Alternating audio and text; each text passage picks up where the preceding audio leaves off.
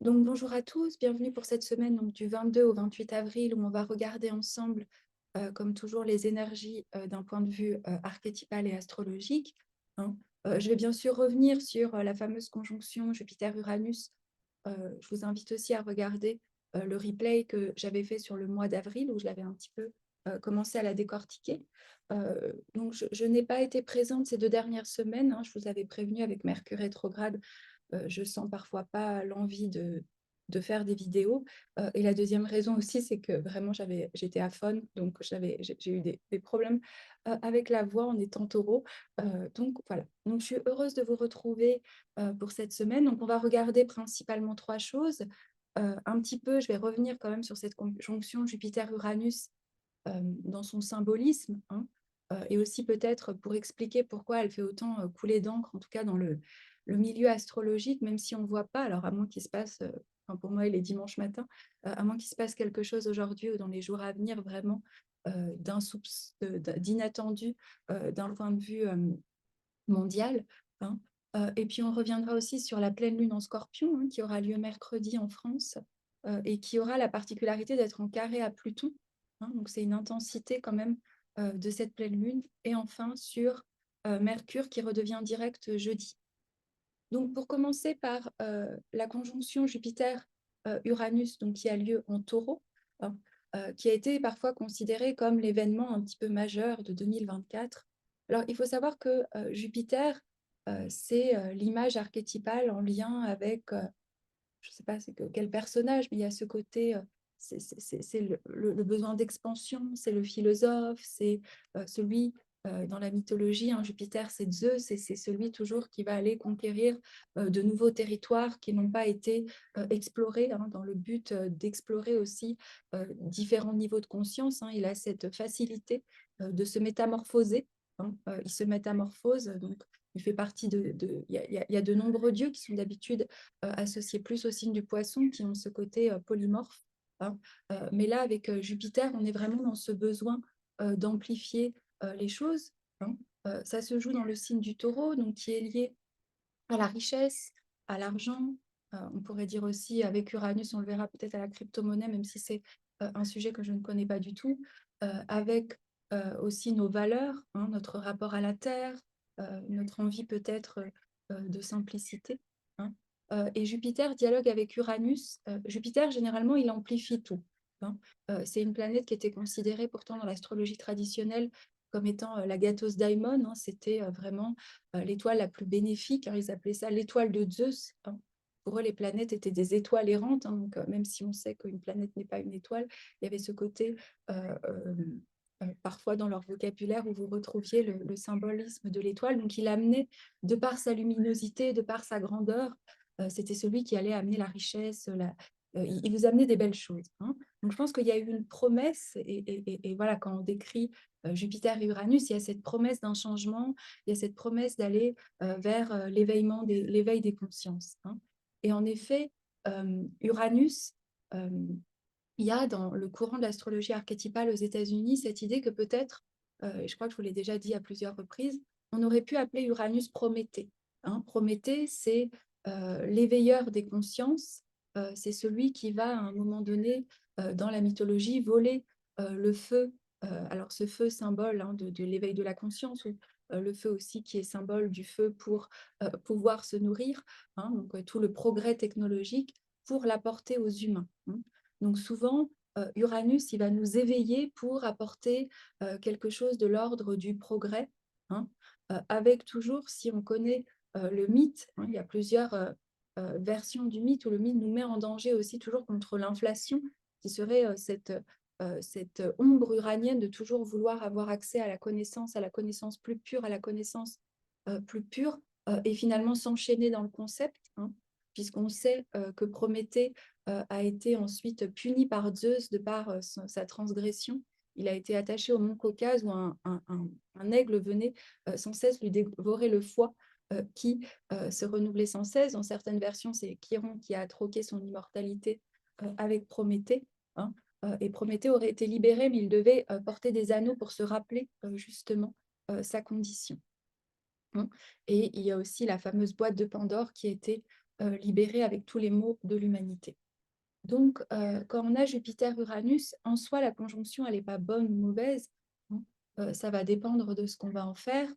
Ce qu'on sait au niveau mondial, parce que forcément, l'astrologie étudie les cycles passés pour comprendre le cycle présent, hein. La dernière conjonction Jupiter-Uranus en taureau, c'était dans les années 40, je crois, en 41-42, et ça correspond aussi à l'effort de guerre, l'effort technologique qui a été fourni pour qui sera cette horreur de la Seconde Guerre mondiale, hein. Par contre, dans d'autres moments de l'histoire, Jupiter-Uranus a pu correspondre à des moments d'avancée technologique et scientifique. Alors, ce n'est pas forcément mon domaine, hein, mais au niveau, il y a quand même toujours quelque chose, puisque Uranus, c'est le ciel étoilé, donc c'est le moment où, où il y a l'héliocentrisme qui supplante le géocentrisme. C'est le moment où il y a des découvertes qui nous disent qu'on fait partie d'un multi-univers. Voilà, il y a énormément d'avancées aussi souvent dans la physique, hein. Donc, ce que je veux dire par là, c'est que la graine qui est semée aujourd'hui de Jupiter-Uranus, c'est un cycle de 13-14 ans, on va le voir dans les prochaines années, hein. Ça va toucher le domaine du taureau, donc il est possible aussi qu'il y ait des choses en lien avec le vivant, avec les expérimentations sur le vivant, hein. On peut penser dans l'ombre au transhumanisme, donc ça c'est pour, pareil, le meilleur ou pour le pire, hein. Il peut y avoir aussi des avancées dans l'art, hein. Jupiter-Uranus, je crois que je me rappelle plus, c'est en Poisson ou en Verseau, c'est la saga d'Harry Potter ou le Seigneur des Anneaux, hein. Donc il y a aussi toute cette voilà, des avancées, des choses inédites et inattendues, hein. Pour ramener cette conjonction au niveau plus personnel, l'endroit qu'elle va toucher dans notre thème est en taureau. C'est l'endroit où Uranus travaille depuis 2018 à nous libérer de nos attachements. Les attachements taureaux, c'est la sécurité de ce qu'on connaît, la sécurité de certaines possessions, de certains biens matériaux.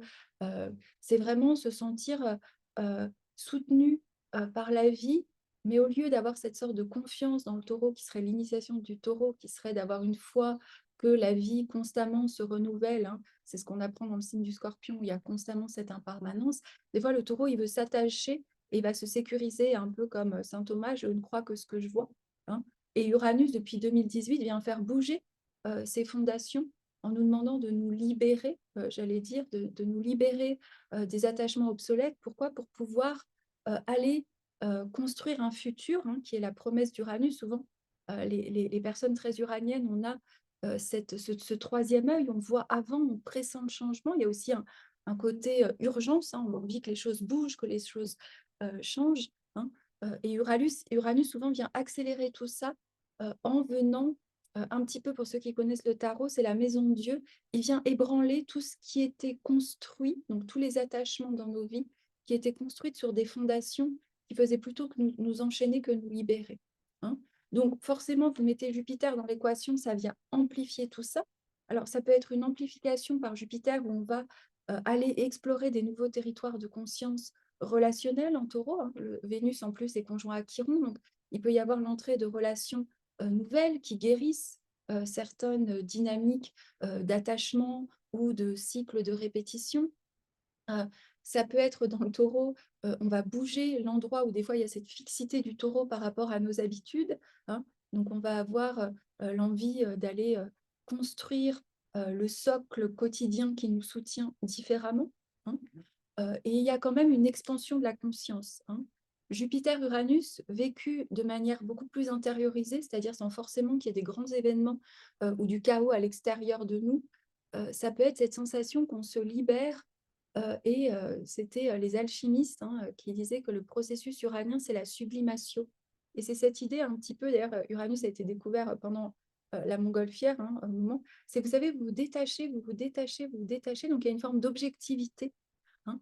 Et là où il peut y avoir une subjectivité liée à l'attachement sentimental ou de la sécurité profonde, hein, voire archaïque, dans le taureau, Uranus, il prend de la hauteur et il regarde les choses avec un... Et vous savez, ça coule, hein. C'est la grande force. Alors l'ombre, bien sûr, ce serait un détachement qui nous dissocierait et qui nous ferait vivre dans un espace mental déconnecté du cœur. C'est d'ailleurs une des symboliques du mythe de Prométhée avancé par Luc Viger, qui est à un moment donné, hein, vous pouvez aller relire. Moi, pour ceux, on me demande souvent les sources. Moi, j'ai tout simplement un dictionnaire de la mythologie de Robert Graves. Alors, il est en anglais, mais je crois qu'il est en français, hein. Vous avez les mythes grecs de Robert Graves. Donc, des fois, c'est intéressant de revenir juste à la source, hein. Et il y a le partage du bœuf sacrificiel, c'est-à-dire que les humains devaient toujours partager le bœuf avec les dieux, hein. Et Prométhée fait une sorte de farce, hein. Il y a un côté trickster dans Prométhée aussi. Il va couvrir les eaux de Grèce en faisant croire à Zeus que c'est la meilleure part pour laisser la chair à l'humanité, hein. Donc, dans ce partage, on pourrait croire, grâce à Prométhée, que les humains ont la meilleure part. Mais si vous décortiquez le niveau symbolique, et je vous invite à étudier le Bigé pour ça, c'est que quelque part, les eaux, c'est la blancheur du candidat, le candidat prêt pour l'initiation. Donc, on nous couperait aussi d'une fonction symbolique, hein, et d'une fonction aussi liée plus, j'allais dire, à cette partie en nous de la psyché, hein, puisque le symbole, il y a une partie connue et une partie inconnue qui sait faire ses ponts, hein. Donc, il y a toujours ce danger, hein, qui pourrait être, si je le ramène à un plan plus concret, est-ce que la libération qui nous est proposée ne prend pas le risque de nous enchaîner à nouveau, hein. Et ça va me permettre la transition, parce que si c'est une semaine qui se caractérise par des libérations, des prises de conscience et des nettoyages, c'est bien celle-ci, hein, puisqu'on enchaîne ensuite avec cette pleine luxe, hein, dans l'axe Scorpion-Taureau, hein, qui nous parle aussi de ce cycle de l'impermanence, hein, et accentué par le carré de Pluton. Donc, c'est la première fois aussi, si je ne me trompe pas, peut-être que je me trompe, donc je vais pas le dire, j'allais dire qu'on expérimente. Je ne sais pas si l'année dernière, quand Pluton était en Verseau, il a été aussi en carré à la pleine lune du Scorpion, je ne me rappelle plus. Donc, l'axe Scorpion-Taureau, pour moi, c'est un axe très alchimique parce que dans le taureau, c'est un petit peu, on pourrait dire, c'est la coupe, hein, vous savez, c'est l'alambic de l'alchimiste où il va faire ses opérations. Et en Scorpion, c'est le mythe parfois associé au Scorpion, c'est le travail de l'hydre de Hercule. Vous savez, il doit couper toutes les têtes de ce monstre et plus il coupe les têtes, plus elles renaissent, hein. Et souvent, on associe parfois l'endroit du Scorpion, c'est un signe d'eau qui est pourtant régi par Mars, hein, symbole de couper les têtes, et symbole de couper toutes les eaux psychiques, c'est-à-dire toutes les eaux de la mémoire qu'on appelle parfois mal informées, c'est-à-dire que l'eau est informée de ces sortes de résidus psychiques, hein. Vous savez que le Scorpion qui est aussi associé parfois au monde des enfers, hein, dans les enfers, vous aviez le Styx, vous aviez énormément de fleuves qui nous parlent de ces déchets, hein, de ces endroits toxiques. On a souvent aussi associé le côté plutonien et aussi Scorpion à ce côté éboueur du zodiaque qu'il nous faut, euh, j'allais dire, nettoyer ces eaux, hein, nettoyer ces eaux. Et quelles sont les eaux? C'est les eaux des mémoires, c'est le lieu de la répétition, c'est le lieu où justement on va se faire des nœuds dans le Scorpion, hein. Et souvent, le Scorpion apprend du Taureau qu'il faut revenir à la terre, il faut revenir à la présence, il faut revenir à la nature. Sinon, on accumule toutes ces toxines et on ne les reverse pas, hein. Dans dans une autre vision, le signe du Taureau, c'est le signe de la présence. Donc, on est présence, comme je vous dis, on est parfois même tellement présent qu'on est attaché à cette matière. Et souvent, l'expérience Scorpion va rappeler par la perte, par le deuil, cette constante de la vie qui est l'impermanence, hein, et nous faire parfois descendre, hein, dans des endroits, la fameuse catabase des héros, descendre dans ces endroits reculés de notre psychisme où on va trouver des trésors. Et ensuite, souvent, le défi, c'est de revenir à la surface en taureau pour célébrer la vie, hein. Donc, c'est un axe vraiment qui honore les cycles. Au carré à Pluton, Pluton, il intensifie tout, hein. Pluton, c'est ce côté, vous savez, il augmente le volume, j'allais dire, de chaque énergie qu'il va toucher. Donc là, il va augmenter le volume de l'axe Scorpion-Taureau, où il y a forcément quelque chose en nous, surtout dans la Lune est en Scorpion. La Lune, dans la tradition, n'aime pas être en Scorpion. Pourquoi? Parce qu'elle est en zone marécageuse, du coup, elle n'est pas en zone où la vie en taureau, si vous voulez, où vous pouvez profiter des fleurs, hein. C'est pour ça que le Scorpion, il est aussi régi par la planète Mars, parce que qu'est-ce que nous permet Mars? Alors actuellement, Mars est en Poisson, il va dialoguer avec Neptune, donc il y a un côté très de faire un sacrifice, de vraiment oser couper, en se laissant pousser par quelque chose à l'intérieur de nous, même si c'est pas très clair, hein. Avec Mars en Scorpion, on n'est pas Mars en Poisson, pardon, on n'est pas forcément dans une pleine lune où c'est très clair ce qu'on coupe. On a plutôt l'impression que notre épée fait des... Vous savez, que touche l'eau comme ça et ça fait juste des vagues autour de nous, hein. Mais il y a un défi puisque Pluton, c'est une image pas très jolie, mais c'est l'image plutonienne. Elle fait ressortir le pu, hein, pour transformer quelque chose. Et souvent, le plus dur avec Pluton, c'est de résister. C'est résister à cette sorte de... euh, c'est résister à la transformation. Il va nous métamorphoser, Pluton, hein.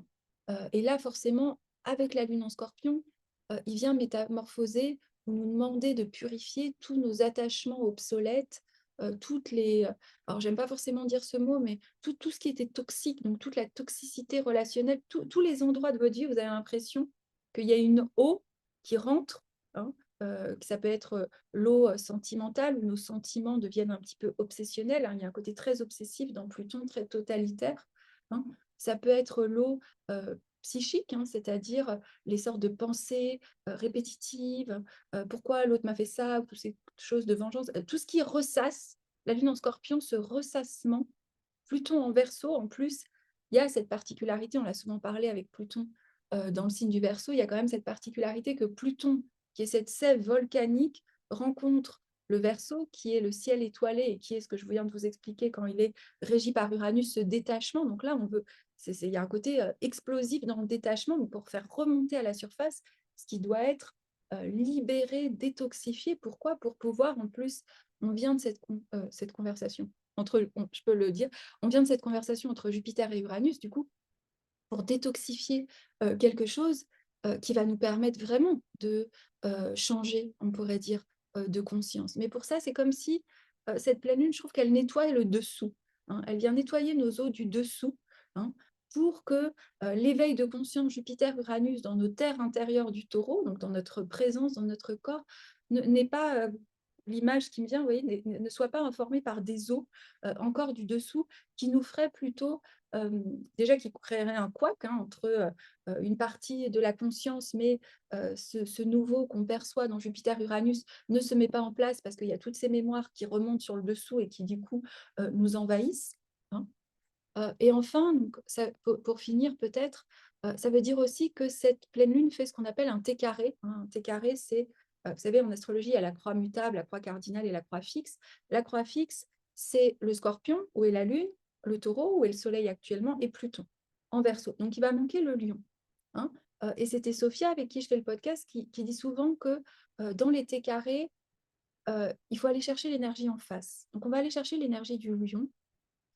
Donc l'énergie du lion, et ça je pense que c'est une grande clé pour tous ces bouleversements du taureau, ça nous rappelle à éveiller la noblesse du cœur.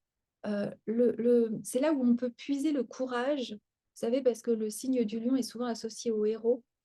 C'est là où on peut puiser le courage d'aller en quête pour aller euh, même si j'aime bien les dragons, mais souvent la métaphore qui est utilisée dans les contes, pour aller couper la tête à l'hydre. Alors l'hydre n'est pas vraiment un dragon, mais pour aller couper la tête à nos hydres intérieurs, remettre la tête à sa juste place, c'est ce que fait, et pouvoir à nouveau célébrer et vivre dans un espace euh, où il y a, qui n'est plus pollué, j'allais dire, psychiquement.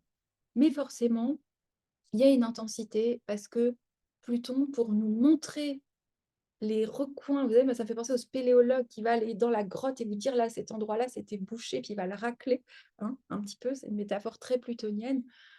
Et du coup, il va tout intensifier parce que sinon, on ne le verrait pas, comme c'était tellement caché, enfoui, hein.